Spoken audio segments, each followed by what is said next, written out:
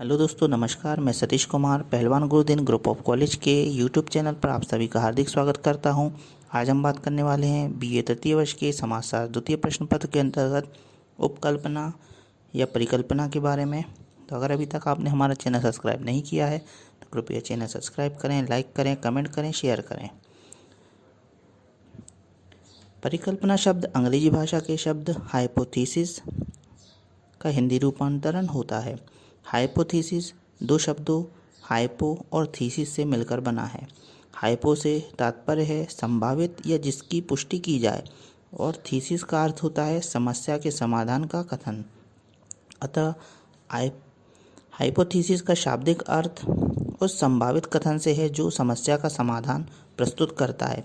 इस प्रकार परिकल्पना से अभिप्राय ऐसे समाधान से है जिसकी पुष्टि प्रदत्तों के आधार पर की जा सके। अब बात करते हैं दोस्तों उपकल्पना के प्रमुख परिभाषाओं के बारे में। तो ब्रूस डब्ल्यू टकमन के अनुसार उपकल्पना की परिभाषा अपेक्षित घटना के रूप में की जा सकती है जो चरों के माने हुए संबंध का सामान्यीकरण होता है। एम वर्मा के अनुसार उपकल्पना किसी सिद्धांत का वह रूप है जिसे एक परीक्षक योग्य साध्य के रूप में लिखते हैं और जिसकी स्पष्ट रूप से प्रदत्तों के आधार पर या प्रयोगात्मक निरीक्षणों के आधार पर पुष्टि की जा सकती है। जेम्स ई ग्रीटन के अनुसार उपकल्पना संभावित माना हुआ समस्या का हल होता है जिसकी व्याख्या उस परिस्थिति से निरीक्षण के आधार पर की जा सकती है। अब बात करते हैं दोस्तों उपकल्पना की प्रकृति के बारे में। तो उपकल्पना की प्रकृति प्रत्यात्मक है जिसमें किसी भी तरह के प्रत्यात्मक तत्व समाहित होते हैं। यह दो या दो से अधिक चरों का सामान्य या कारण प्रभाव संभावित संबंध प्रकट करता है। इसका संदर्भ बिंदु क्रियात्मक होता है। इसमें क्रियात्मक पक्ष निहित होता है जिसका शोध में नियोजन किया जाता है। परिकल्पना भविष्य की ओर संकेत करती है। यह भविष्य की ओर केंद्रित होती है। भविष्य में इसकी पुष्टि की जा सकती है। इसका अतीत से संबंध नहीं होता। यह वैज्ञानिक शोध कार्यों का केंद्र माना जाता है।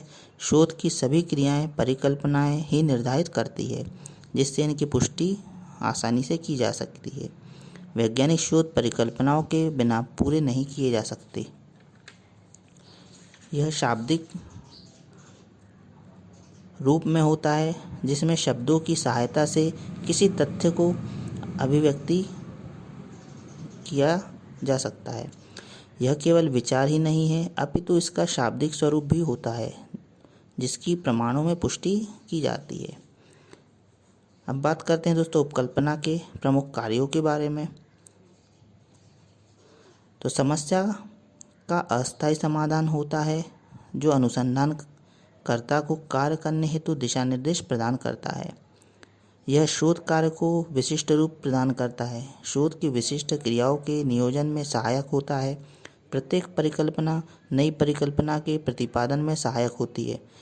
प्रत्येक परिकल्पना शोधकर्ता को एक सुनिश्चित कथन प्रस्तुत करती है जिसकी पुष्टि से वस्तुनिष्ठ रूप से परिणामों का अर्थापन करके निष्कर्ष का प्रतिपादन किया जाता है।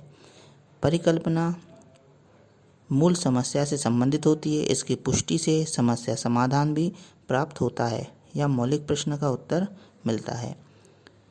अब बात करते हैं दोस्तों एक अच्छी उपकल्पना या परिकल्पना के प्रमुख गुणों के बारे में।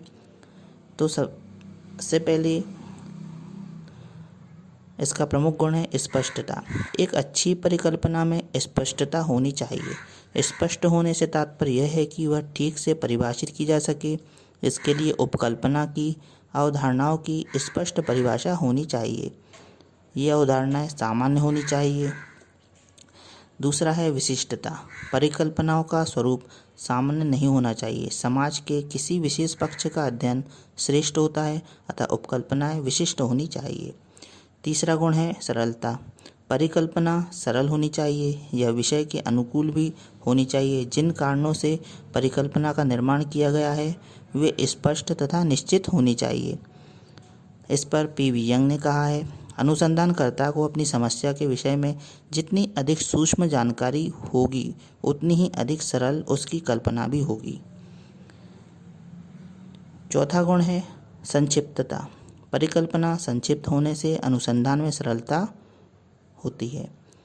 पांचवा गुण है अनुभव के आधार पर। परिकल्पना का निर्माण व्यक्तिगत अनुभव या उपलब्ध ज्ञान आधार पर किया जाना चाहिए। छठवां गुण है अनुसंधान की उपलब्ध प्रणालियों से संबंधित। परिकल्पना को अनुसंधान की उपलब्ध प्रणालियों से संबंधित होना चाहिए। यदि ऐसा नहीं होता है तो उसका परीक्षण आसानी से नहीं हो सकेगा। यदि परिकल्पना के परीक्षण के लिए प्रणालियों उपलब्ध नहीं है तो परिकल्पना अव्यावहारिक हो जाएगी। इस विषय में गुड एवं हार्ट ने कहा है कि जो सिद्धांत शास्त्री यह ज्ञान नहीं रखता कि उसकी परिकल्पना की परीक्षा के लिए कौन कौन सी प्रणालियाँ उपलब्ध हो सकती है, वह व्यावहारिक प्रश्नों के निर्माण में सफल नहीं होता है। सातवां गुण है पूर्व निर्मित सिद्धांतों का आधार। परिकल्पना ऐसी होनी चाहिए जिनका संबंध उन सिद्धांतों से हो तथा जिनका निर्माण पहले हो चुका हो। पृथक परिकल्पनाओं से विज्ञान का विकास उचित ढंग से नहीं होता। उचित वैज्ञानिक विकास हेतु आवश्यक है कि परिकल्पना के सिद्धांत बनाए जाए तथा सिद्धांतों से परिकल्पना का निर्माण किया जाए।